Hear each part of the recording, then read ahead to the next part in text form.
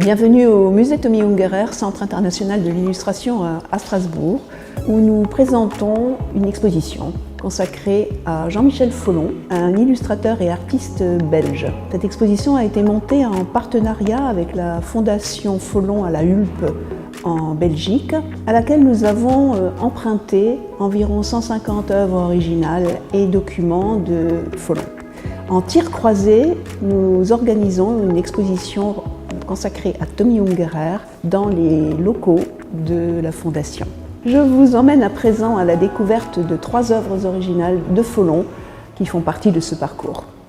L'œuvre de Jean-Michel Folon est surtout connue en France pour son générique qu'il a réalisé pour la chaîne de télévision Antenne 2. Et le challenge de cette exposition est justement de montrer l'autre Folon. Et l'autre Folon, ce sont des dessins en noir et blanc qu'il a réalisés au début des années 1960 et qui restent très peu connus du public. Ici, le personnage de Folon avec son manteau qui déambule dans les rues d'une ville aux allures de mégapole.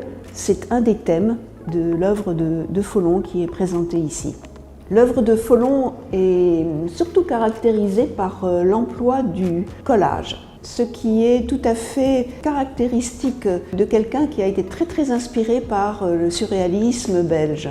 Ici, nous avons un dessin-collage qui associe la photographie d'une comédienne, l'actrice principale d'un film tourné en 1966, Qui êtes-vous, Polly Magou ?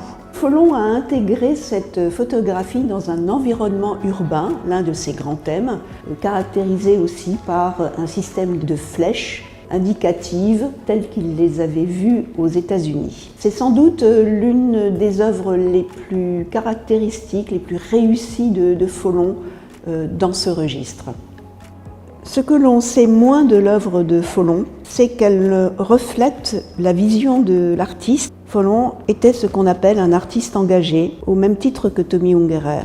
Ici, ce dessin représente une croix gammée, humanisée, qui règne sur le monde. Et ce qui est particulièrement frappant, c'est le contraste des couleurs entre ces lavis et ces crayons de couleur que Folon aimait utiliser dans ses dessins. Je vous invite à venir découvrir les autres œuvres de Folon au musée Tommy Ungerer, Centre international de l'illustration, jusqu'au 3 juillet.